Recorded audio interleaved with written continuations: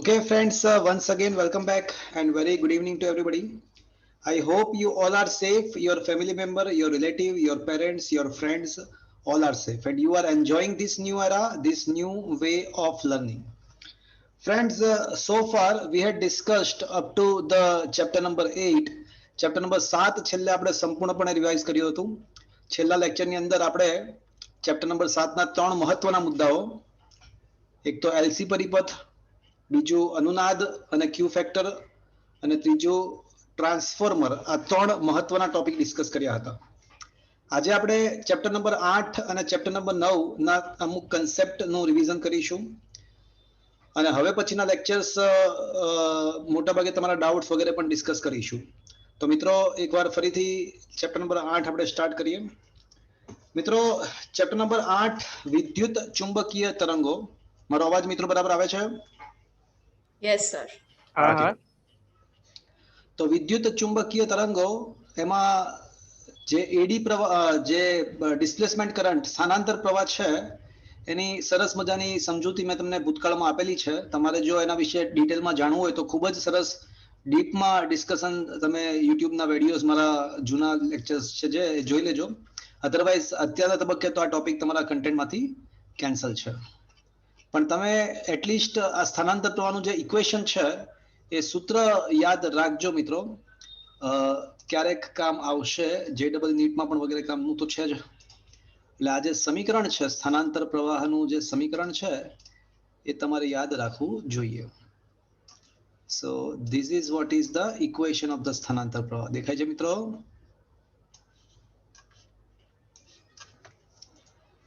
તો વાત શું હતી મિત્રો? ચેપ્ટર નંબર પહેલા અને બીજાની અંદર વિદ્યુત ભાર આપણે સ્થિર અવસ્થામાં રાખ્યા હતા. ત્રીજા ચેપ્ટરમાં વિદ્યુત ભારને ગતિ કરાવી હતી, એટલે વિદ્યુત પ્રવાહનું નિર્માણ થયું. ચોથા ચેપ્ટરમાં આપણને એવું ખબર પડી કે ભાઈ વિદ્યુત પ્રવાહ કોઈ વાહક તારમાંથી પસાર થાય તો એની આસપાસ ચુંબકીય ક્ષેત્ર ઉત્પન્ન થાય. અને અલગ અલગ કિસ્સાના ચુંબકીય ક્ષેત્ર, જેમ કે સોલેનોઇડનું ચુંબકીય ક્ષેત્ર, અનંત લંબાઈના સુરેખ તારનું ચુંબકીય ક્ષેત્ર, રિંગ વડે ઉદ્ભવતું ચુંબકીય ક્ષેત્ર વગેરે ચોથા ચેપ્ટરમાં ડિસ્કસ કર્યું. પાંચમા ચેપ્ટરમાં ચુંબકીય પદાર્થ અને પૃથ્વીના ચુંબકત્વ વિશે આપણે વાતચીત કરી.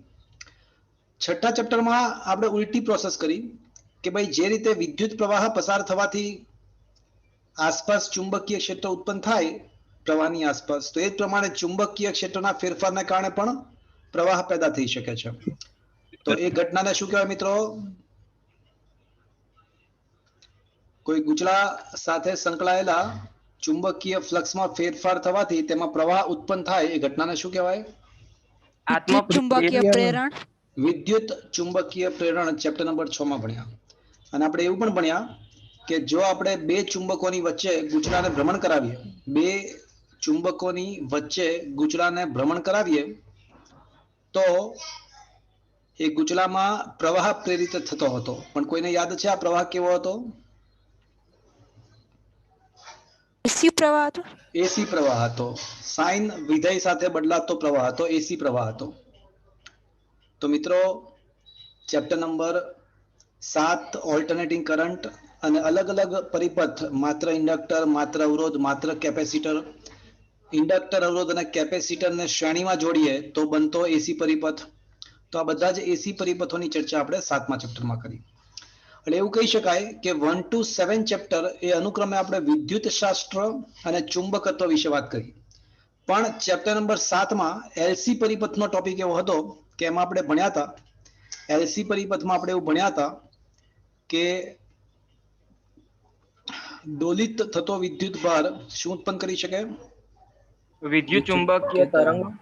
હા, દોલિત થતો વિદ્યુત ભાર વિદ્યુત ચુંબકીય તરંગોનું નિર્માણ કરે છે. તો આ દોલિત વિદ્યુત ભાર વિદ્યુત ચુંબકીય તરંગોનું નિર્માણ કરે છે એવું આપણને ખબર છે. આપણે એવું પણ ભણ્યા હતા કે કેપેસિટરની બે પ્લેટ, કેપેસિટરને જો આપણે ચાર્જ કરેલી અવસ્થામાં ઇન્ડક્ટર સાથે જોડીએ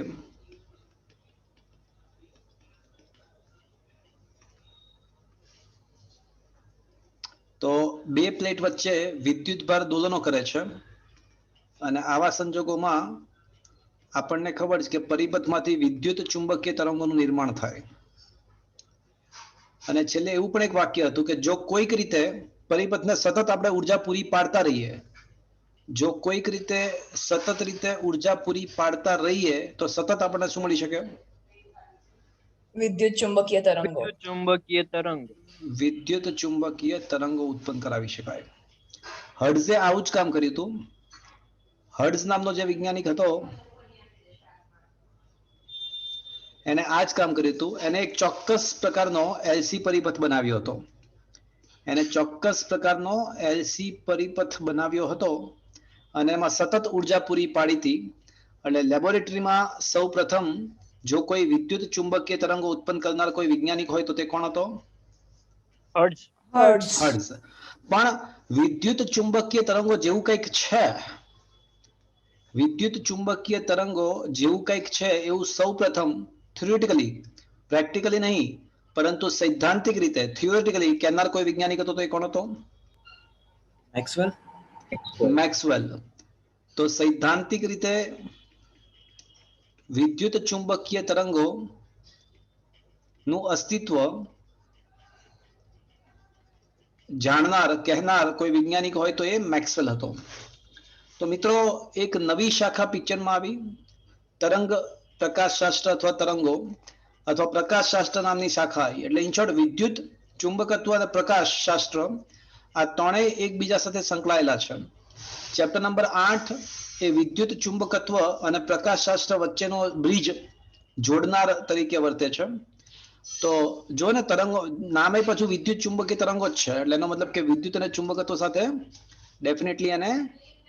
ડેફિનેટલી સંબંધ હશે. તો મિત્રો વિદ્યુત ચુંબકીય તરંગોની સૈદ્ધાંતિક શોધ કરનાર વૈજ્ઞાનિક મેક્સવેલ હતો. વિદ્યુત ચુંબકીય તરંગોની સૈદ્ધાંતિક રીતે શોધ કોણે કરી? મેક્સવેલ. એના માટે એને 4 કન્સેપ્ટનો યુઝ કર્યો હતો. એ 4 કન્સેપ્ટ આપણે યાદ રાખવાના છે. વિદ્યુત માટે ગાઉસનો નિયમ. તો વિદ્યુત માટે ગૌસનો નિયમ શું હતો મિત્રો? સંકલન બંધ પૃષ્ઠ EDL E.dA ગાઉસનો નિયમ છે ઇઝ ઇક્વલ્સ ટુ ઘેરાતો વિદ્યુત ભાર ભાગ્યા પરમિટિવિટી. ચુંબકત્વ માટેનો ગૌસનો નિયમ કે ભાઈ સંકલન કોઈ બંધ વક્ર સાથે સંકળાતું કુલ ચુંબકીય ફ્લક્સ હંમેશા 0 હોય. ત્યારબાદ ફેરેડેનો વિદ્યુત ચુંબકીય પ્રેરણ અંગેનો નિયમ. તો ફેરેડેનો વિદ્યુત ચુંબકીય પ્રેરણ અંગેનો નિયમ શું છે? તો કે કોઈ બંધ પરિપથમાં ઉદ્ભવતું EMF તેની સાથે સંકળાયેલા ચુંબકીય ફ્લક્સના ફેરફારના સમય દરના ઋણ મૂલ્ય જેટલું હોય. પણ તમને ખ્યાલ છે કે આ EMF યાદ છે? સંકલન બંધ વક્ર પ્રેરિત વિદ્યુત ક્ષેત્ર જો E હોય તો સંકલન E.dl પણ લખી શકો તમે વિદ્યુત ક્ષેત્રના બદલે, વિદ્યુત ચાલક બળના બદલે, EMF ના બદલે. યાદ છે તમને? જો પ્રેરિત ક્ષેત્ર E હોય તો ઉદ્ભવતા પ્રેરિત EMF ને સંકલન E.dl પણ લખી શકાય. And that is equals to minus ddt of phi magnetic ના બદલે B.A પણ લખી શકો તમે. તો આ થઈ ગયો તમારો માઇકલ ફેરેડેનો વિદ્યુત ચુંબકીય પ્રેરણ અંગેનો નિયમ. Is that clear friends? Yes sir. અને હજી એક હતો એમ્પિયર મેક્સવેલનો નિયમ. તો એમ્પિયર મેક્સવેલનો નિયમ સંકલન બંધ વક્ર B.dl. એટલે અત્યાર સુધી આપણે માત્ર મ્યુ0 ઇન્ટુ I જ લખતા હતા, પણ હવે ખબર પડી કે મ્યુ0 IC એટલે કે conduction current plus displacement current એવું લખવું જોઈએ. યાદ છે મિત્રો? હા સર. અને જ્યાં ડિસ્પ્લેસમેન્ટ કરંટનું સૂત્ર epsilon naught d phi electrical by dt. તો આ સૂત્ર આપણે યાદ રાખવાનું છે. Is that clear friends? Yes, sir. આને તમે આ રીતે પણ લખી શકો કે E into A dE by dt, કારણ કે ઇલેક્ટ્રિકલ ફ્લક્સ તમે is equals two E dot A લખી શકો ને. તો ધારો કે એ અચળ છે તો બહાર આવી જશે. Is that clear friends? હા સર. તો આ ચાર કન્સેપ્ટનો ઉપયોગ કરીને મેક્સવેલે સૈદ્ધાંતિક રીતે, પ્રેક્ટિકલી નહીં, સૈદ્ધાંતિક રીતે વિદ્યુત ચુંબકીય તરંગોનું અસ્તિત્વ પ્રસ્થાપિત કર્યું. ત્યારબાદ હર્ટ્ઝ નામના વૈજ્ઞાનિકે લેબોરેટરીની અંદર સૌપ્રથમ વિદ્યુત ચુંબકીય તરંગો ઉત્પન્ન કર્યા. અને સાચું કહો તો હર્ટ્ઝ જ્યારે વિદ્યુત ચુંબકીય તરંગો ઉત્પન્ન કરતો હતો ને ત્યારે એને એક બીજી શોધ પણ કરી હતી. કોઈને યાદ છે કઈ શોધ કરી હતી? હર્ટ્ઝ જ્યારે વિદ્યુત ચુંબકીય તરંગો ઉત્પન્ન કરતો હતો, પ્રકાશની ઝડપ છે. ના, ત્યારે હર્ટ્ઝે એક બીજી શોધ પણ બહુ ખતરનાક, ખૂબ જ ખતરનાક કહી શકાય એવી બીજી શોધ પણ બાય મિસ્ટેક કરી નાખી હતી. યાદ છે કોઈને? તરંગની ઝડપ પ્રકાશની ઝડપ જેટલી હોય એ? રોંગ. Photo electric sir. હા, ફોટો ઇલેક્ટ્રિક ઇફેક્ટ. યાદ છે? હા સર. તો ફોટો ઇલેક્ટ્રિક અસરની શોધ હર્ટ્ઝે કરી હતી, પણ સમજૂતી કોને આપી હતી? સાચી સમજૂતી આની આઈન્સ્ટાઈને આપી હતી. શોધ કરનાર હર્ટ્ઝ હતો, પણ સમજાવનાર વૈજ્ઞાનિક આઈન્સ્ટાઈન હતો. ઓકે. હા સર. મેક્સવેલે પોતાના વિદ્યુત ચુંબકીય વાદમાં વિદ્યુત ચુંબકીય તરંગોની ઝડપ પણ શોધી સૈદ્ધાંતિક રીતે. મેક્સવેલે પોતાના વિદ્યુત ચુંબકીય વાદમાં વિદ્યુત ચુંબકીય તરંગો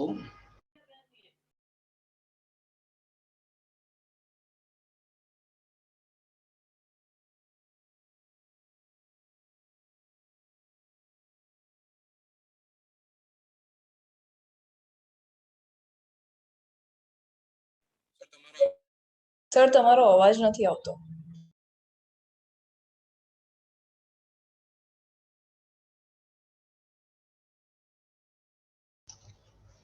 એટલે હર્ટ્ઝે પોતાના વિદ્યુત ચુંબકીય તરંગોના વાદમાં વિદ્યુત ચુંબકીય તરંગોની ઝડપનું સૂત્ર મેળવ્યું તો ખબર પડી કે ભાઈ 1/μ0 એપ્સિલોન નોટ થવું જોઈએ. પણ એનું કિંમત મૂકીને જવાબ લાવ્યા તો 3 × 10⁸ મીટર પર સેકન્ડ મળ્યું. આ તો પ્રકાશની ઝડપ હતી, કારણ કે એ વખતે પ્રકાશની ઝડપ 3 × 10⁸ હોય એવું ખબર હતી લોકોને. તો આમ સાબિત થઈ ગયું કે પ્રકાશના તરંગો એ બીજું કોઈ નહીં પરંતુ વિદ્યુત ચુંબકીય તરંગો છે. વિદ્યુત ચુંબકીય તરંગો જ છે એવું સૌપ્રથમ સિદ્ધ થયું. તો આમ મિત્રો એક ખૂબ જ મહત્વની સફળતા મળી હર્ટ્ઝને એવું કહી શકાય, સોરી મેક્સવેલને. પ્રકાશના તરંગો એ વિદ્યુત ચુંબકીય તરંગો છે જ એવું સાબિત થઈ ગયું. હવે આપણે વિદ્યુત ચુંબકીય તરંગોની અમુક લાક્ષણિકતાઓ ડિસ્કસ કરીશું. તો મિત્રો ફટાફટ થોડી ઘણી વિદ્યુત ચુંબકીય તરંગોની અમુક લાક્ષણિકતાઓ આપણે યાદ કરી લઈએ, ભણી લઈએ. ચલો, તમને પણ યાદ હોય તો બોલી શકાય. હા મિત્રો, વિદ્યુત ચુંબકીય તરંગોની લાક્ષણિકતાઓ. તો સૌથી પહેલું, વિદ્યુત ચુંબકીય તરંગોમાં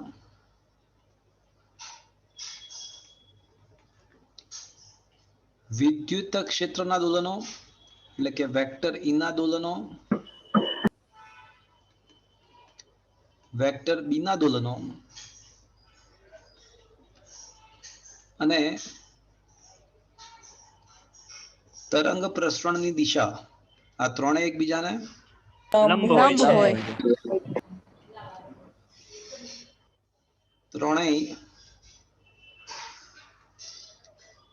એકબીજાને લંબ હોય છે.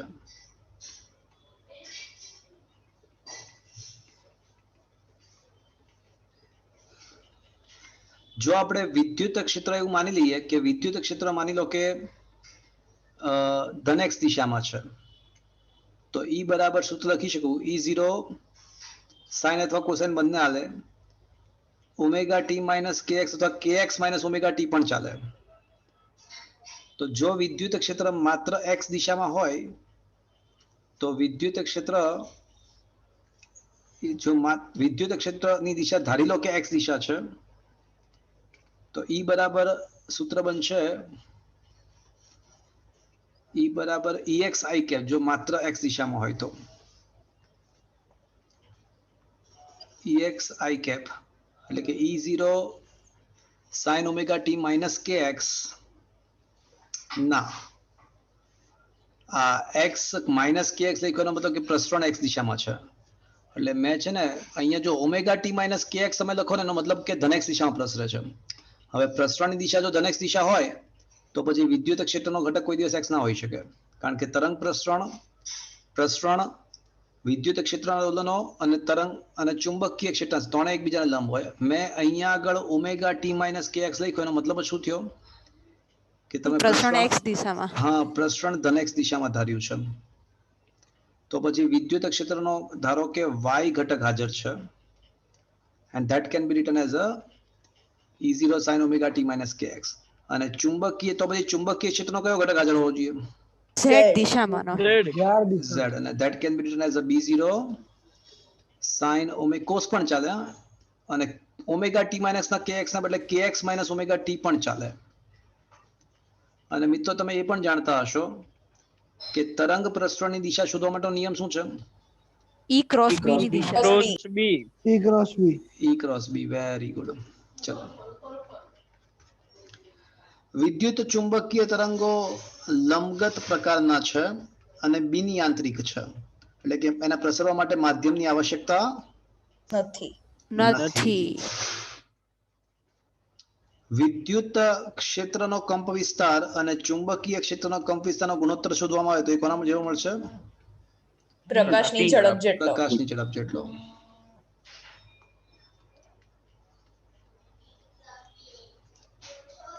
આપણને એ પણ ખબર છે કે પ્રકાશની ઝડપ કઈ રીતે આપી શકાય? 1/√μ0 જ્યારે કોઈ વિદ્યુત ચુંબકીય તરંગો સપાટી પર આપાત થાય છે તો સપાટી પર આપાત થતા તે શું કરી શકે? સપાટી પર દબાણ ઉત્પન્ન કરે. તે દબાણ સપાટી પર જો તે આપાત થાય તો સપાટી પર તે દબાણ પેદા કરી શકે, અને સપાટી પર દબાણે પેદા કરી શકે અને બળ પણ લગાડી શકે. હા, તે સપાટી પર વેગમાન, દબાણ અને બળ લગાડે છે. Is that clear, friend? Yes or no? Yes sir. Yes sir. તમને ખ્યાલ છે ઉદ્ગમની દૂરના વિસ્તારમાં, ઉદ્ગમથી દૂર વેક્ટર E અને B સમાન કળામાં હોય. સમાન કળામાં હોય, અને નજીકના વિસ્તારમાં π/2 કળા તફાવતમાં હોય. નજીકના વિસ્તારમાં કળા તફાવત π/2 હોય. એક્સ્ટ્રા ઇન્ફોર્મેશન કે ભાઈ દૂરના વિસ્તારને છે ને, દૂરના વિસ્તારમાં જે ઘટકો હોય ને એને ઉત્સર્જિત ઘટકો કહેવાય, અને નજીકના વિસ્તારમાં જે ઘટકો હોય એને ઇન્ડક્ટિવ કહેવાય. દૂર માટે ઉત્સર્જિત, નજીક માટે ઇન્ડક્ટિવ ઘટકો કહેવાય. કદાચ વાત થઈ હોય તો. ચલો, આની સિવાય તમારી અમુક વસ્તુ તમારા ટેક્સ્ટબુકમાં નહોતી પણ ખૂબ જ મહત્વની હતી, એટલે આપણે થિયરી ચલાવી હતી બધી. તમને ખ્યાલ છે? ઉર્જા ઘનતા. હા, પહેલા છે ને વક્રી બોનાંકની વાત કરી લઈએ આપણે. તમને યાદ છે કોઈ માધ્યમમાં પ્રકાશની ઝડપ કેટલી હોય? તો શૂન્ય અવકાશમાં યાદ છે, શૂન્ય અવકાશની પરમિટિવિટી અને શૂન્ય અવકાશની પરમિએબિલિટી હતી. તો માધ્યમની પરમિટિવિટી. તો આનું સાદુરૂપ આપો ને તમે, તો V બરાબર મ્યુ ના બદલે તમે છે ને μ0 ઇન્ટુ μr લખી શકો, અને એપ્સિલોન નોટ ના બદલે epsilon naught into epsilon r લખી શકો. તો 1/μ0 ઇન્ટુ એપ્સિલોન નોટ તો શું છે? એ તો c છે. સી. તો c by mu R into epsilon R. તો આના પરથી કહી શકાય કે ભાઈ c બાય v તો છે ને root mu R into epsilon R, આના બદલે k પણ લખી શકાય. તો આમ કોઈ પણ માધ્યમનો વક્રી ભવનાંક, તો જો મિત્રો આ જે સૂત્ર છે એ વિદ્યુત ચુંબકત્વ અને પ્રકાશશાસ્ત્ર ત્રણેયનું મિક્સઅપ છે. જો ખબર પડ્યું? વક્રી ભવનાંક is equals to root mu R K. આયા બાત સમજ में? Yes sir. પછી તમે કદાચ જાણતા હશો કે ઊર્જા ઘનતા, તો ઊર્જા ઘનતા rho is equals to epsilon naught into E RMS નો સ્ક્વેર અને ઇઝ ઇક્વલ્સ ટુ તમે B RMS square by mu 0 પણ લખી શકો. હા કે ના મિત્રો? જ્યાં વિદ્યુત ક્ષેત્રનું આરએમએસ મૂલ્ય એટલે કંપ વિસ્તાર ભાગ્યા √2 અને ચુંબકીય ક્ષેત્રનું આરએમએસ મૂલ્ય બરાબર ચુંબકીય ક્ષેત્રનો કંપ વિસ્તાર ભાગ્યા √2. હા કે ના? અને હજી એક હતું તીવ્રતા, યાદ છે મિત્રો? Epsilon naught E RMS square into C એટલે પાવર 0 ભાગ્યા ક્ષેત્રફળ. એટલે આપણને ખબર છે કે I બરાબર રોઝી અથવા સીરો, જેને જે ભાવે, જેને જે ગમે. તો કાં તો રોઝી યાદ રાખો કાં તો સીરો યાદ રાખો. જ્યાં રો બરાબર તો આપણને ખબર જ છે કે epsilon naught into E RMS square અથવા B RMS square by mu 0. Is that clear friends? ઠીક છે? Yes sir. તો આ બધી વિદ્યુત ચુંબકીય તરંગોની લાક્ષણિકતાઓ હતી. તો એ આની ચર્ચાઓ આપણે અહીંયા ડિટેલમાં છે. મેં થોડું ફટાફટ તમને ઉપરથી બધી જ લાક્ષણિકતાઓ સમજાવી દીધી. અને ત્યારબાદ પછી વિદ્યુત ચુંબકીય વર્ણપટની વાત છે. તો વિદ્યુત ચુંબકીય વર્ણપટ એક સાથે યાદ રાખવું હોય તો એના માટેનો નિયમ શું હતો? લક્ષ્મી ડેક્સી. ડેક્સી, હા, લક્ષ્મી ડેક્સી. ચલો, કોઈને યાદ છે મિત્રો?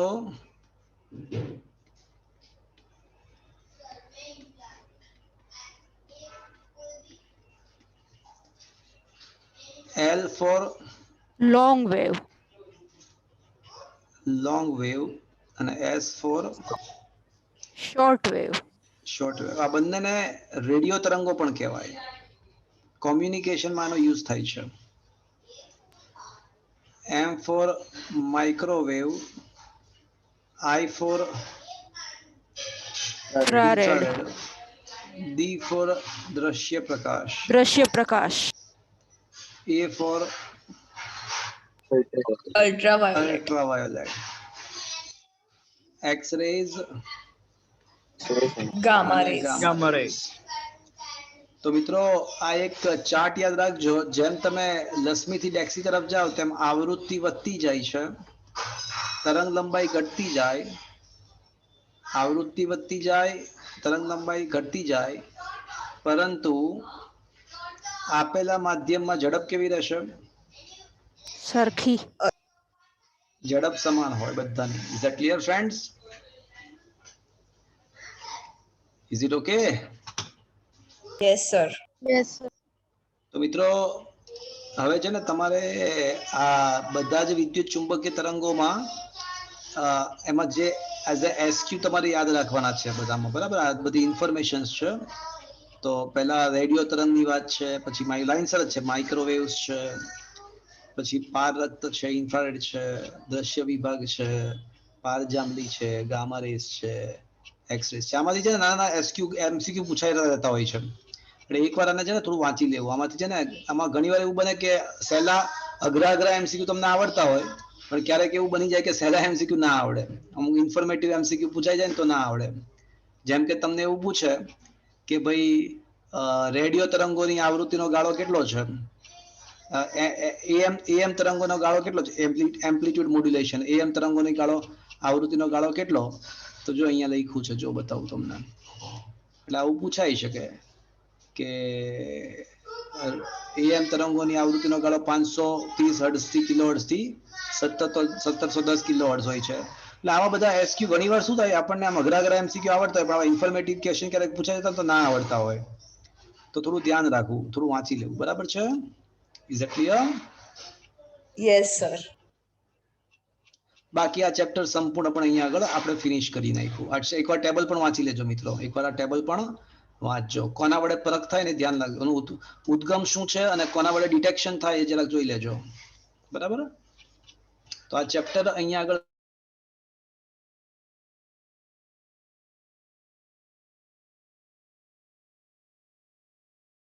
સાહેબ અવાજ જતો રહ્યો પાછો.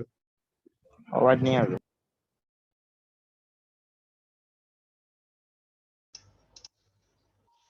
મિત્રો અહીંયા આગળ આ ચેપ્ટર નંબર 8 સમગ્રતયા મેં તમને સંપૂર્ણપણે રિવિઝન કરાવી નાખ્યું છે. હવે હું ચેપ્ટર નંબર 9 ના રિવિઝનના ટોપિક સ્ટાર્ટ કરી રહ્યો છું મિત્રો. ચેપ્ટર નંબર 8 સમગ્રતયા ડિસ્કસ કર્યું આપણે. 9th ચેપ્ટર પર આવીએ.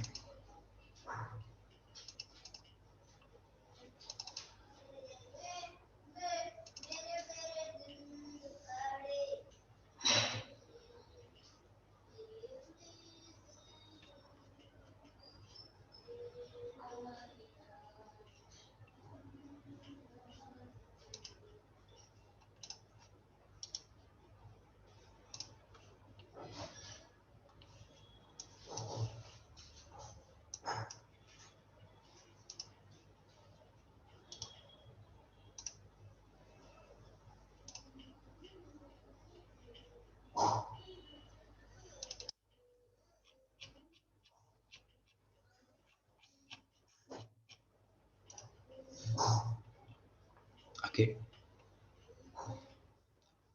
શું મિત્રો ચેપ્ટર નંબર 9 તમને દેખાઈ રહ્યું છે તમારા મોબાઈલની સ્ક્રીન પર? હા સર.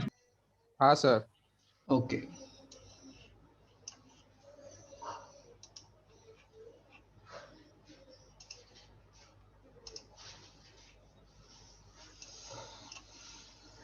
જો મિત્રો ચેપ્ટર નંબર 9 જે છે એ તમને ખ્યાલ છે કે કિરણ પ્રકાશ શાસ્ત્રની વાત છે. તો એની અંદર બેઝિકલી 3 ઘટનાઓ મહત્વની છે, પણ એ બધું સ્ટાર્ટ કરતા પહેલા આપણે થોડીક અલગ વાત કરી લઈએ.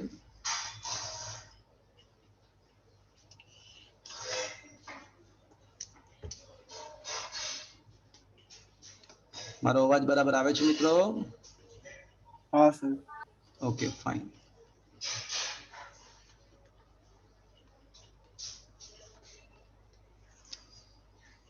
મિત્રો પ્રકાશ શાસ્ત્ર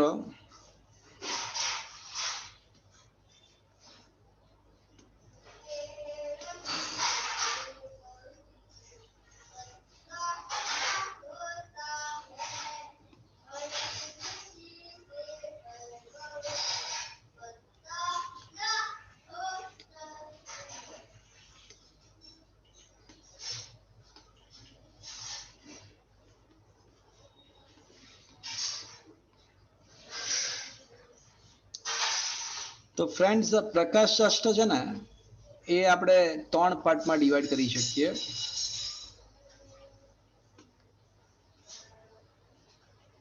કિરણ પ્રકાશ શાસ્ત્ર, તરંગ પ્રકાશ શાસ્ત્ર અને કણ પ્રકાશ શાસ્ત્ર.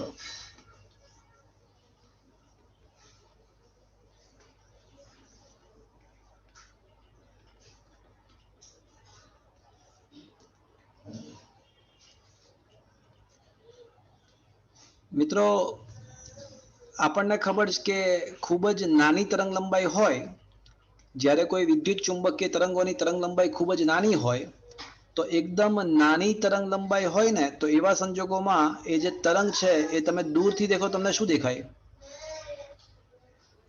સીધું છે એકદમ સુરેખ. હા, એટલે કિરણ જ દેખાય. તો નાની તરંગ લંબાઈ માટે એક તરંગ ના બને પરંતુ એ કિરણ તરીકે વર્તે. અને કિરણ પ્રકાશ શાસ્ત્રમાં વળી પાછું મિત્રો આપણે 3 ઘટનાઓ ડિસ્કસ કરવાની હોય. તો કિરણ પ્રકાશશાસ્ત્રની અંદર વળી પાછી 3 ઘટનાઓ આવે છે.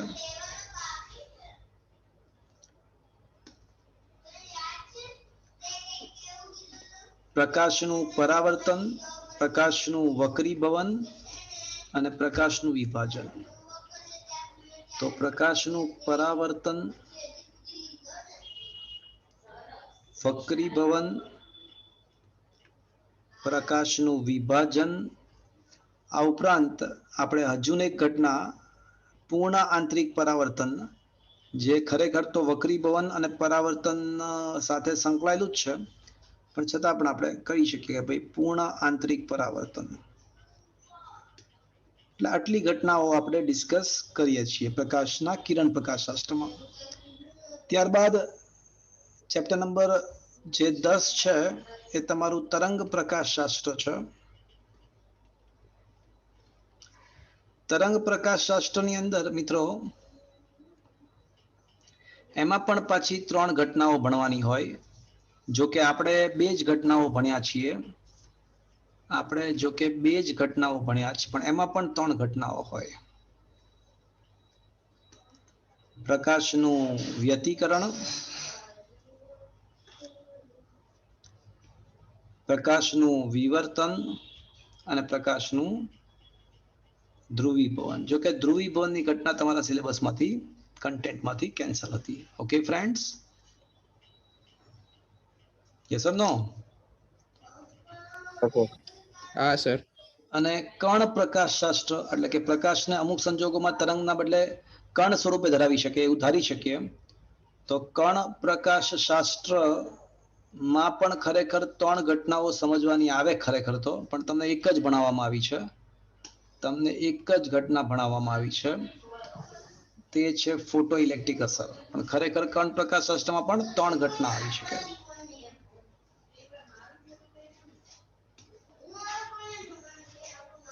કાળા પદાર્થનું વિકિરણ,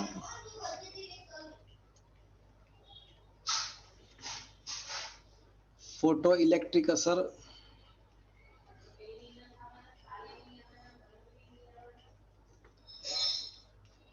અને ક્રોમ્પટન અસર. આ 3 ઘટનાઓ ભણવાની થાય. તો આ રીતે પ્રકાશશાસ્ત્ર 3 પાર્ટમાં ડિવાઈડ થયેલું છે. આપણા માટે ચેપ્ટર નંબર 9 છે, આ ચેપ્ટર નંબર 10 છે, અને આ ચેપ્ટર નંબર તમારું 11 છે. ઓકે ફ્રેન્ડ્સ, તો હવે આપણે પર્ટિક્યુલરલી કિરણ પ્રકાશશાસ્ત્રની વાત કરીશું. તો અત્યારે આપણે કિરણ પ્રકાશશાસ્ત્ર અને એમાંય તે પરાવર્તનની ઘટનાની વાત કરીશું. વક્રીભવન, વિભાજન પછી એક અલગથી લઈએ. તો મિત્રો, હા, તમને એ ખ્યાલ હશે કે ભાઈ પરાવર્તન કોના વડે થાય? બોલો, પરાવર્તન કોના વડે થાય? લીસી સપાટી વડે. લીસી સપાટી વડે ના થાય. એટલે કે આમ પરાવર્તક સપાટી. પરાવર્તક સપાટી. તો પરાવર્તક સપાટીને અરીસો કહેવાય. તો 2 પ્રકારના અરીસા હોય, સમતલ અરીસો પણ હોય અને વક્ર અરીસો. પણ વક્ર અરીસા વળી પાછા 2 પ્રકારના હોય. કયા 2 પ્રકારના? અંતર્ગોળ અને બહિર્ગોળ. અંતર્ગોળ અને બહિર્ગોળ. તો મિત્રો,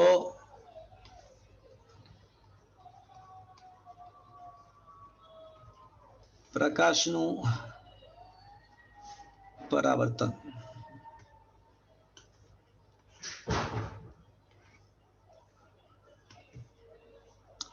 તો આપણને ખબર છે કે આમાં 2-3 વાત સમજવા જેવી છે. વક્રતા ત્રિજ્યા અને કેન્દ્ર લંબાઈ વચ્ચેનો સંબંધ r બરાબર 2f અથવા f બરાબર r/2. નંબર 1. નંબર 2, અરીસાનું સૂત્ર 1/u plus 1/v is equals to 1/f. અને નંબર 3, મોટવણી m બરાબર -v/u. અહીંયા આગળ u શું છે મિત્રો? પ્રતિબિંબ અંતર. વસ્તુ અંતર. વસ્તુ અંતર. v છે એ પ્રતિબિંબ અંતર છે. ઓકે ફ્રેન્ડ્સ, એફ શું છે મિત્રો અરીસાની? કેન્દ્ર કેન્દ્ર લંબાઈ. લંબાઈ. કેન્દ્ર લંબાઈ. અરીસાની કેન્દ્ર લંબાઈ. તમને એ પણ ખ્યાલ હશે કે મોટાવણી is equals to minus V by U is equals to આપણે શું સાબિત કર્યું હતું? F upon F minus U. ફફુ. અપુ. અને is equals to F minus V by F પણ સાબિત થાય મિત્રો. F minus V by F પણ સાબિત થઈ શકે. Okay friends. હા સર. અરીસાની વક્રતા ત્રિજ્યા. ચલો ઓકે ફ્રેન્ડ્સ, તો આ પરાવર્તનના બધા ઇક્વેશન્સ આવી ગયા. પરાવર્તનના બધા ઇક્વેશન આવી ગયા. હવે મિત્રો સમતલ અરીસાની વાત કરીએ આપણે, તો સમતલ અરીસા માટે મિત્રો સમતલ અરીસા માટે એફ અને આર બંને ટેન્સ ટુ શું આવશે મિત્રો? અનંત. અનંત. અને મોટાવણી શું થાય મિત્રો? Plus One. વન. Plus 1. એટલે જ તો One. પ્રતિબિંબ કેવું હોય મિત્રો? આભાસી અને ચત્તુ. આભાસી, ચત્તુ અને વસ્તુના પરિમાણ જેટલું જ. જેટલું જ. પરિમાણ જેટલું જ. હા કે ના? યસ ઓર નો? ઠીક Yes છે. sir. ઓકે, ચલો હવે આપણે વાત કરીશું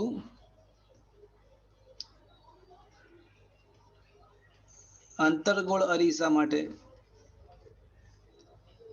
તો મિત્રો અંતર્ગોળ અરીસા માટે એની કેન્દ્ર લંબાઈ અને વક્રતા ત્રિજ્યા કેવી હોય મિત્રો? ઋણ. હા, નેગેટિવ હોય. Sign as per the sign conventional. તેની મોટાવણી મિત્રો ધન કે ઋણ હોઈ શકે છે. મોટાવણી ધન કે ઋણ શક્ય છે. અર્થાત તેના વડે રચાતું પ્રતિબિંબ વાસ્તવિક અથવા આભાસી બોલો હોઈ હોઈ શકે શકે છે. છે. હોઈ શકે છે. મિત્રો વાસ્તવિક પ્રતિબિંબ છે ને, આ કેસમાં વાસ્તવિક પ્રતિબિંબ તમને યાદ હોય તો m less than વાસ્તવિક 0. પ્રતિબિંબ નાનું કે મોટું હોઈ શકે છે. પરંતુ યાદ છે એક જ કિસ્સો હતો, આભાસી પ્રતિબિંબ વાળો એક જ કિસ્સો હતો. યાદ છે પી અને એફ ની વચ્ચે વસ્તુને જો પી અને એફ ની એટલે ધ્રુવ અને મુખ્ય કેન્દ્રની વચ્ચે મૂકીએ ને તો પ્રતિબિંબ આભાસી રચે. યાદ છે? હા સર. અને હા, એવા સર. સંજોગોમાં આભાસી પ્રતિબિંબ હંમેશા કેવું હતું યાદ છે તમને? મોટું જ આભાસી વસ્તુ હોય. કરતા મોટું. વસ્તુ કરતા મોટું જ હોય. હા, વસ્તુને જો વસ્તુ પી અને એફ ની વચ્ચે હોય ને ત્યારે પ્રતિબિંબ આભાસી હતું. તો એ આભાસી પ્રતિબિંબ હંમેશા કેવું હતું? વસ્તુ કરતા મોટું. મોટું જ હોય. Is that clear friends? શું આ બાબત તમે જાણો છો મિત્રો? Yes sir. ચલો અંતર્ગોળની વાત કરી. હવે બહિર્ગોળ માટે શું લખવું જોઈએ? કોઈ મને કહેશે મિત્રો? એફ અને આર પોઝિટિવ. Very good. તો જો બહિર્ગોળની આપણે વાત કરીએ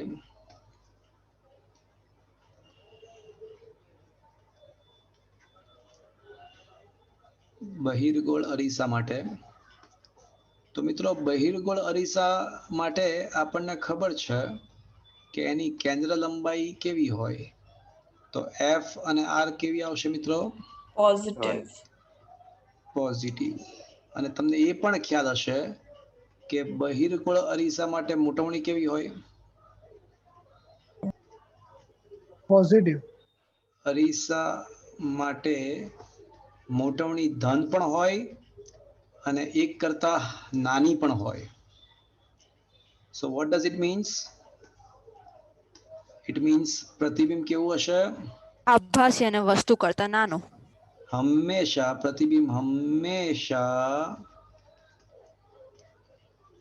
આભાસી, ચત્તુ અને નાનું જ હોય.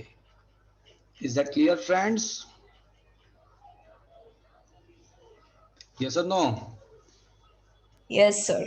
યસ આ સર. ઉપરાંત તમને યાદ હોય તો આ ઉપરાંત હજી એક શોર્ટકટ હતો, તમને જો યાદ હોય તો, કે પ્રતિબિંબની ઝડપ શોધવાનો એક શોર્ટકટ હતો. પ્રતિબિંબની ઝડપ યાદ છે? V image is equals to minus V object R upon 2u minus R નો વર્ગ. તો આ સૂત્ર પરથી તમે પ્રતિબિંબ કેટલા ઝડપથી ગતિ કરશે એનું આ એક શોર્ટકટ પણ હતો. તો મિત્રો, પરાવર્તન સાથે સંકળાયેલી ઘણી બધી બાબત મોસ્ટલી થિયોરિટિકલી તો બધી જ બાબતો ડિસ્કસ થઈ ગઈ. પરાવર્તનનો ટોપિક એવું કહી શકાય કે પતી ગયો. ક્વેશ્ચન નંબર 5, 6 અને 7 ખરેખર તો કેન્સલ કરી નાખ્યા છે આ લોકોએ, પણ લખ્યું જ પાછું કે એના સૂત્રો બધા તમારે તૈયાર, થિયોરીની દ્રષ્ટિએ કેન્સલ છે પણ તમારે સૂત્રની દ્રષ્ટિએ તૈયાર કરવાનું છે. Okay friends, is it okay? Yes sir. ચલો, એટલે પરાવર્તનની વાત પતી ગઈ. હવે કોની વાત કરીશું મિત્રો? આપણે વક્રી ભવન. વક્રી ભવન. વક્રી ભવનની વાત કરીશું મિત્રો.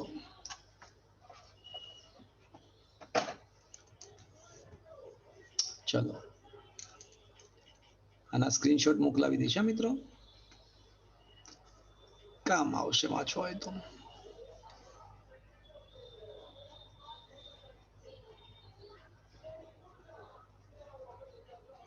વક્રી ભવન. ચલો, વક્રી ભવનનો જે બેઝિક રૂલ છે એ કયો રૂલ છે મિત્રો? સ્નેલનો નિયમ. સ્નેલનો નિયમ. હટા સા વન કી ઘટા ઇઝ ઇક્વલ્સ ટુ અચળ. અચળ. એટલે eta 1 sin theta 1 is equals to eta 2 sin theta 2. હા કે ના મિત્રો? જો કિરણ હા સર. પતલા માધ્યમમાંથી ઘટ્ટ માધ્યમમાં, પતલાથી કિરણ ઘટ્ટમાં જાય, જો કિરણ પ્રકાશીય પતલા માધ્યમમાંથી પ્રકાશીય ઘટ્ટ માધ્યમમાં જાય તો શું થાય? લંબ તરફ વળે. લંબ તરફ વળે. તો લંબ તરફ વળે. અને પ્રકાશીય ઘટ્ટ માધ્યમમાંથી એ પ્રકાશીય પતલા માધ્યમમાં જાય તો લંબથી દૂર જાય. તો આ સ્નેલનો નિયમ છે. હા કે ના મિત્રો? હા સર. ચલો,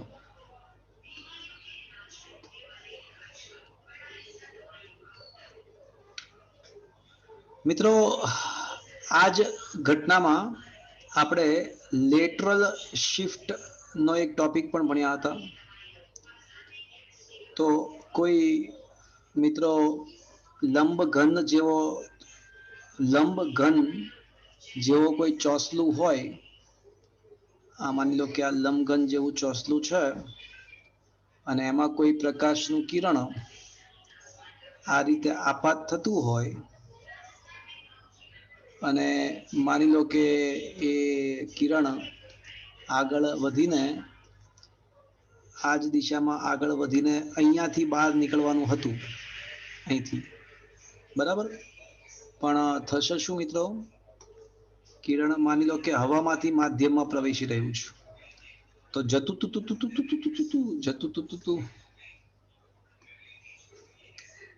જે દિશામાં જતું હોય એનાથી હવે શું થશે મિત્રો? એના બદલે લંબ તરફ વળશે કે લંબથી દૂર જશે? તરફ વળશે. હા, માની લો કે આપણો તરફ લંબ છે, આ લંબ છે, રાઈટ? તો શું થશે હવે? કમબખત એ લંબ તરફ વળી જશે અને એકવાર ફરીવાર હવે પાછું ઘટ્ટ માધ્યમમાંથી પતલા માધ્યમમાં જાય તો હવે શું થશે? પાછું લંબથી દૂર જશે. લંબથી દૂર જશે. પણ આમ પાછું છેલ્લે શું થશે ખબર છે? કિરણ પોતાની મૂળ દિશામાં પાછું આવી જશે, પણ મૂળ માર્ગે પાછું નહીં આવે. જો સમાંતર તો થઈ જશે, મૂળ દિશામાં પાછું આવી ગયું, પણ મૂળ માર્ગે પાછું નથી આવતું. એટલે એને પોતાના મૂળ માર્ગથી થોડું શિફ્ટિંગ કર્યું. તો આજે શિફ્ટિંગ છે ને શું કહેવાય મિત્રો? Lateral Lateral shift. Lateral shift. તો માની લો કે આ શિફ્ટિંગ એક્સ જેટલું છે. બહારનો જે વક્રી ભવનાંક છે એ 𝜂1 કહીએ આપણે. અંદરના માધ્યમનો વક્રી ભવનાંક માની લો કે 𝜂2 કહીએ. આપાત કોણ માની લો કે θ1 કહીએ, અને વક્રીભૂત કોણ માની લો કે θ2 કહીએ.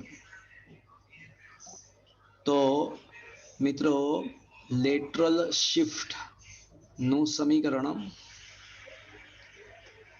લેટરલ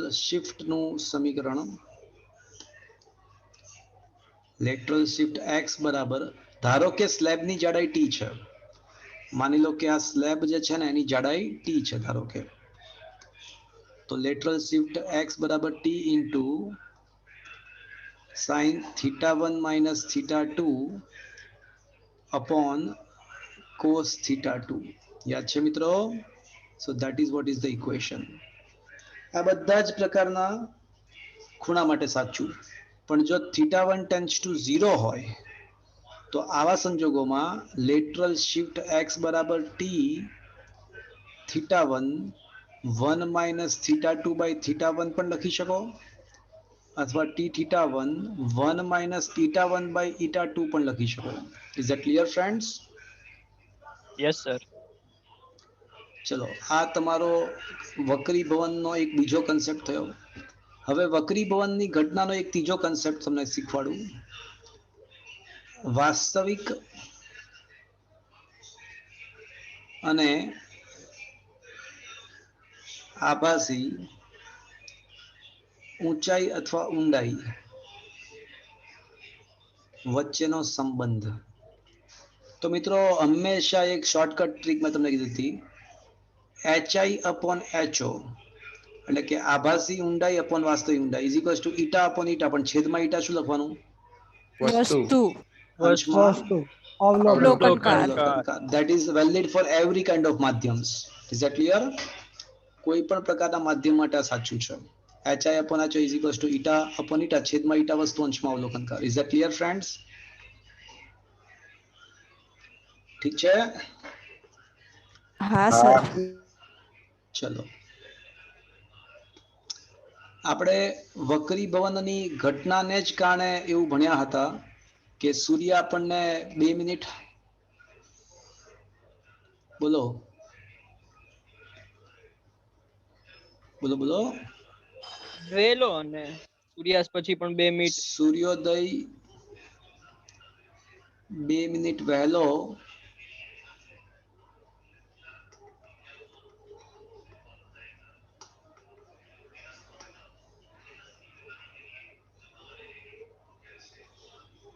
દેખાય છે,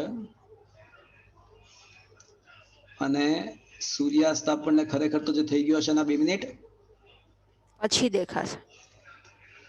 2 મિનિટ લેટ દેખાય મોડો. છે. મોડો દેખાશે. એના માટે પણ કઈ ઘટના જવાબદાર છે? વક્રી ભવન. વક્રી ભવન. મિત્રો આના પરથી જ આપણે વક્ર સપાટી વડે થતું વક્રી ભવન ભણ્યા હતા, યાદ છે? તો વક્ર સપાટી વડે થતું વક્રી ભવન તમને યાદ હોય તો એમાં એવું હતું કે ભાઈ માની લો કે આ કોઈ વક્ર સપાટી છે,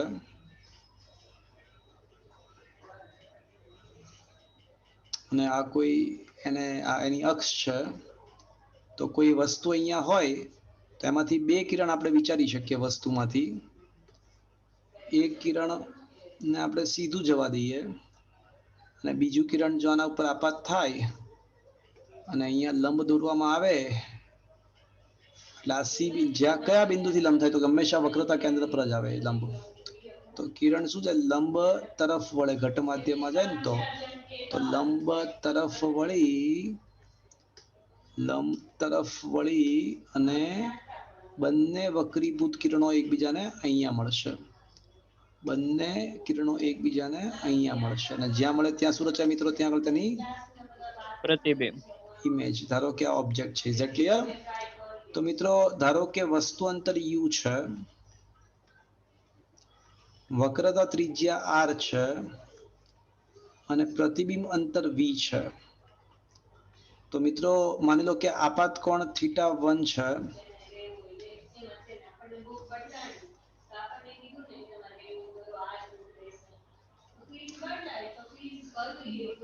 વક્રીભૂત કોણ θ2 છે, આપાત કોણ આલ્ફા, આ કોણ માની લો કે અહીંયા આલ્ફા છે, અહીંયા બીટા છે અને અહીંયા ગામા છે. તો મિત્રો આમાં બધું જ કરીને છેલ્લે આપણે તમને યાદ હોય તો એવું સાબિત કરી શક્યા હતા. કોઈને યાદ છે સૂત્ર શું સાબિત કરી શક્યા હતા?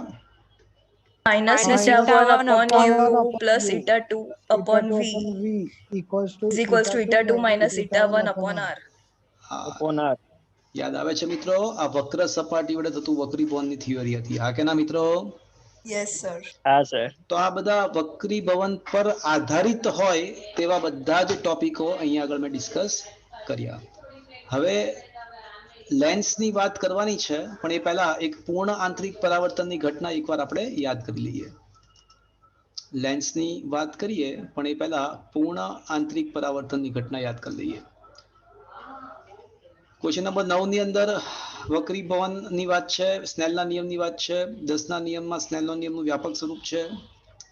11માં ક્વેશ્ચનની અંદર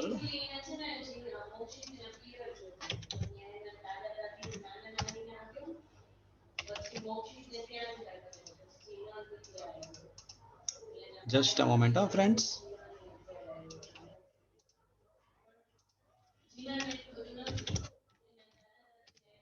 ઓકે, 11મા ક્વેશ્ચનમાં એ સ્નેલના નિયમની જ વાત છે. 12મામાં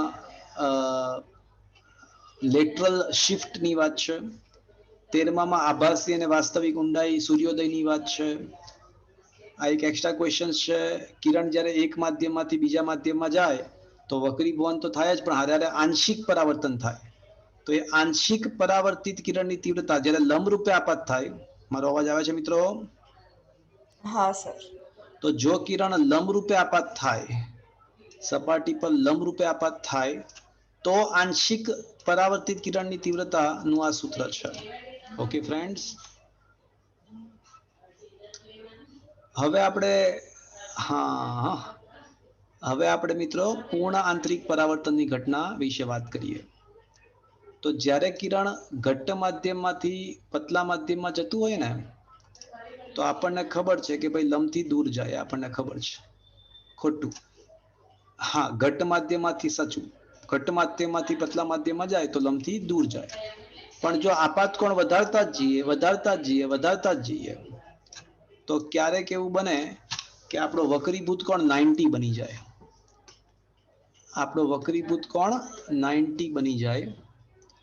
તો આપાત કોણના જે મૂલ્ય માટે વક્રીભૂત કોણ 90 બની જાય એ આપાત કોણને શું કહેવાય મિત્રો? ક્રાંતિકોણ. ક્રાંતિકોણ. હા, એને ક્રાંતિકોણ કહેવાય. અને ક્રાંતિકોણ કરતા જો આપણો આપાત કોણ વધી જાય તો અત્યાર સુધી છે ને, જો તમે ધ્યાનથી આકૃતિ દેખો તો અત્યાર સુધી આંશિક પરાવર્તન હતું. એટલે કિરણ એક માધ્યમમાંથી બીજા માધ્યમમાં જાય તો એનું વક્રીભવન તો થતું જ હતું પણ હારે આંશિક પરાવર્તન પણ થતું હતું. ક્રાંતિકોણ વખતે શું થશે? આપાત કોણના જે મૂલ્ય માટે વક્રીભૂત કોણ એક્ઝેક્ટ 90 બની જાય તે આપાત કોણને ક્રાંતિકોણ કહે છે. અને ક્રાંતિકોણને ઘણીવાર છે ને IC વડે પણ દર્શાવાય અને ઘણીવાર C વડે પણ દર્શાવાય.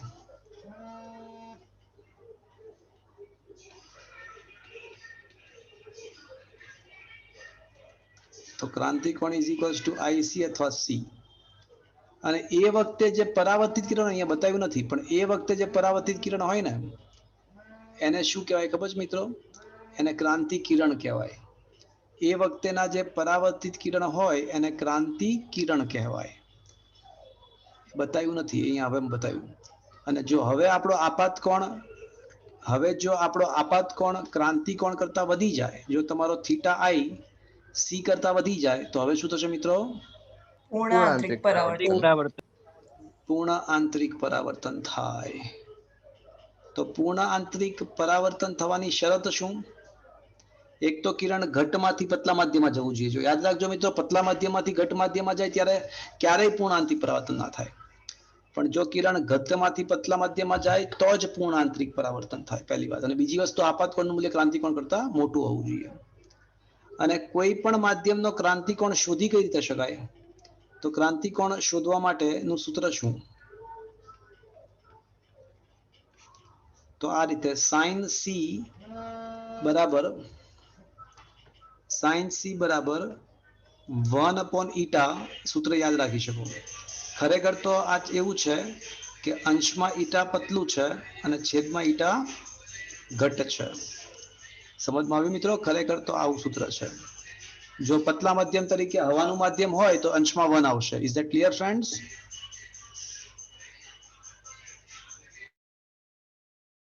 હા સર.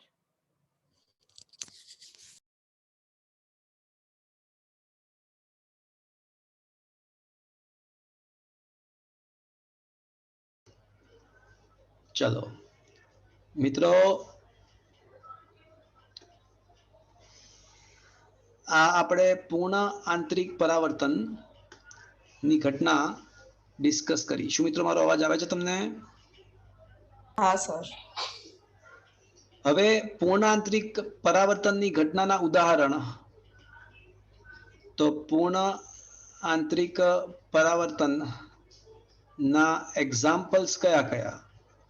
તો મિત્રો, હીરો જળહળે છે, યાદ છે મિત્રો? તો હીરો જે જળહળે છે, હિરોઈનને કારણે નહીં પરંતુ પૂર્ણ આંતરિક પરાવર્તનને કારણે. જળહળે. પછી એલું છે, યાદ છે તમને? સમદ્વિભુજ કાટકોણ પ્રિઝમ વડે 90 અને 180 નું વિચલન મેળવી શકાય. સમદ્વિભુજ કાટકોણ પ્રિઝમ વડે આપણે 90 ડિગ્રી અને 180 ડિગ્રીનું વિચલન મળી શકે. કાટકોણ પ્રિઝમ વડે આપણે 90 અને 180 ડિગ્રીનું વિચલન મળી શકે.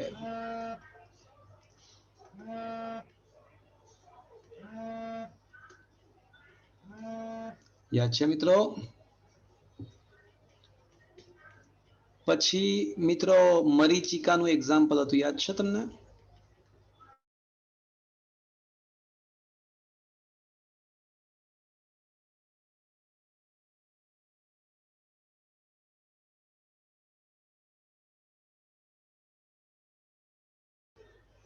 મરીચિકા. મારો અવાજ આવે છે મિત્રો?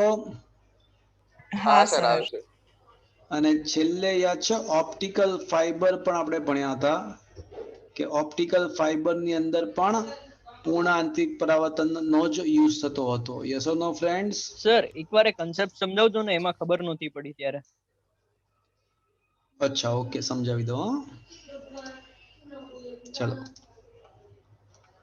તો મિત્રો, એમાં એવું હોય છે, જો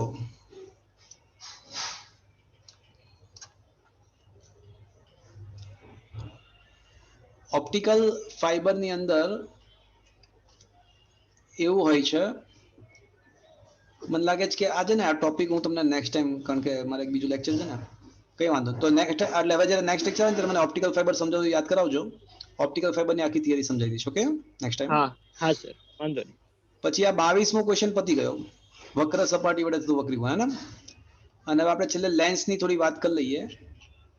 તો લેન્સ ની થોડીક વાત કરી લઈએ એટલે આ ચેપ્ટર ઓલમોસ્ટ ફિનિશ થઈ જશે. ઓકે, ના પછી પ્રિઝમ બાકી રહેશે. તો let me discuss about the lens.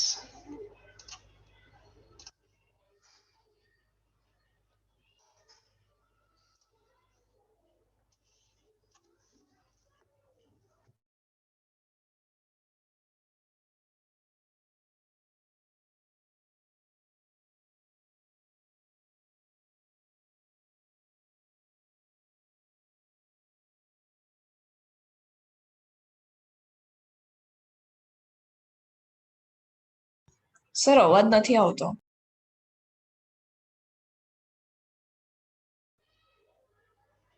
આપણે લેન્સ માટે એવું સાબિત કર્યું હતું કે -1/u plus 1/v is equals to 1/f. અને લેન્સનું સમીકરણ કહેવાય. તમને યાદ છે જ્યાં આગળ જ્યાં 1/f ઇઝ ઇક્વલ્સ ટુ શું થાય? કોઈને યાદ છે મિત્રો?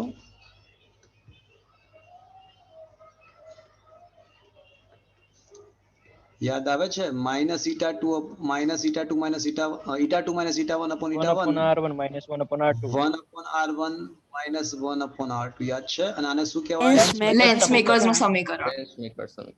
લેન્સ મેકર સમીકરણ. આપણને એ પણ ખ્યાલ છે કે લેન્સના કેસમાં મોટવણી શું આવશે? V/U. M2. હા, એટલે આમાં v/u આવશે. ઓકે ફ્રેન્ડ્સ,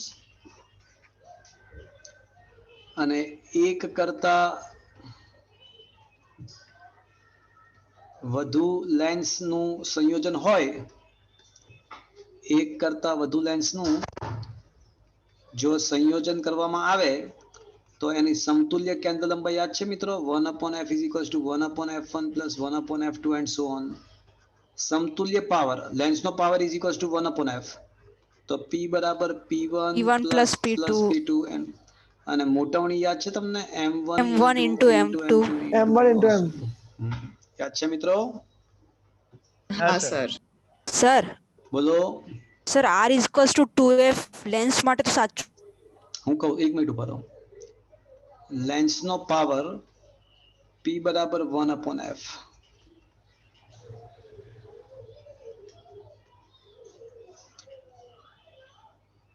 જો લેન્સનો વક્રી ભવનાંક થીટા બરાબર 1.5 હોય તો પહેલું, સમાન બહિર્ગોળ લેન્સ માટે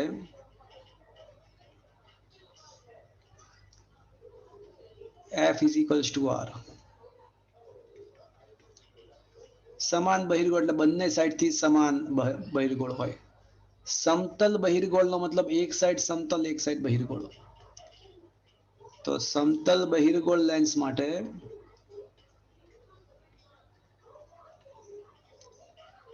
f બરાબર 2r. ઓકે, સમાન અંતર્ગોળ લેન્સ માટે, મારો અવાજ આવે છે મિત્રો? હા, f બરાબર -r. -r. અને સમતલ સમાન અંતર્ગોળ એટલે બંને સાઈડથી અંતર્ગોળ સમાન હોય, અને સમતલ અંતર્ગોળ એટલે એક સાઈડ સમતલ હોય ને બીજી સાઈડ અંતર્ગોળ હોય. ઓકે,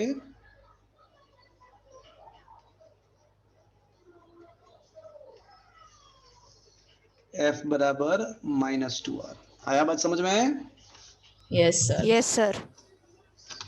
તો મિત્રો હવે છે ને આ ચેપ્ટરની અંદર લગભગ બધું રિવિઝન થઈ ગયું છે. એક છે ને મારે તમને એક છોકરાનો ડાઉટ છે એટલે હું તમને એક ઓપ્ટિકલ ફાઇબર શીખવાડીશ અને પ્રિઝમની થિયરીઓ બધી શીખવાડીશ. ઓકે ફ્રેન્ડ્સ, અધરવાઇઝ આ ચેપ્ટરની થિયરીઓ બધી અહીંયા માઇક્રોસ્કોપ ને ટેલિસ્કોપ તો નથી એટલે કોઈ ટેન્શન નથી. બાકી અધરવાઇઝ આ ચેપ્ટર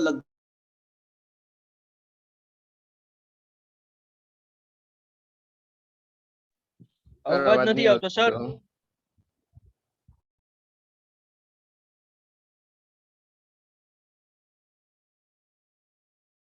આ ચેપ્ટર લગભગ બધું રિવિઝન થઈ ગયું છે. આપણે એક ઓપ્ટિકલ ફાઇબર અને બીજું પ્રિઝમ, આ બે ટોપિક મારે તમને નેક્સ્ટ લેક્ચરમાં સમજાવવાના આવશે. ઓકે, હવે ક્યારે મળીશું પાછા મિત્રો? સર હા બોલો. સર આ સ્વાધ્યાય 9મા ચેપ્ટરના સ્વાધ્યાયમાં 1-2 દાખલા છે લાંબા એ બી કરાવી દેશો? કારણ હા, કે કરાવી દઈશ, 100%, 100% કરાવી દઈશ. ઓકે, એકવાર થોડું વાંચીને લાવજો, પછી ડાઉટ મને પૂછજો. બરાબર? હા સર. હા, એટલે હવે આપણે છે ને હવેના લેક્ચર્સ છે ને મોટા ભાગે ડાઉટ જ કરાવીશું, કારણ કે 10મા ચેપ્ટર પછી તો બધા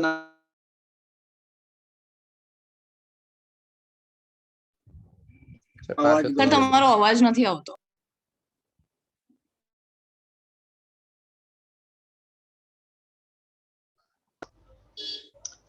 એટલે હવે છે ને આપણને સમય મળતો રહેશે તમારા ડાઉટ સોલ્વ કરવા માટેનો, કારણ કે હવેના ચેપ્ટર્સ તો બધા બહુ નાના ફટાફટ રિવિઝન થઈ જાય એવા છે. તો નેક્સ્ટ લેક્ચરમાં આપણે એવું કામ કરીએ કે 10મા ચેપ્ટરના જ તમારા ડાઉટ્સ અને બીજા કોઈ MCQ કે વગેરે કોઈ ડાઉટ હોય તો મને કહેજો. તો એ આપણે નેક્સ્ટ લેક્ચરમાં 11મું ચેપ્ટર સ્ટાર્ટ નહીં કરીએ, તમારા ડાઉટ્સ 10મું ચેપ્ટર પતાવી તમારા ડાઉટ સોલ્વ કરીશું. ઓકે, દાખલા વગેરે કરાવીશું. Okay, okay sir. હવે લેક્ચર ક્યારે આવશે મિત્રો તમારું? સોમવારે અને સોમવારે રાત્રે. હા, અને રવિવારે JEE શેડ્યુલ પ્રમાણે યથાવત છે. Okay friends, yes sir. તો આજનો સેશન મિત્રો અહીંયા આગળ આપણે ફિનિશ કરી રહ્યા છીએ. Thank you, good bye.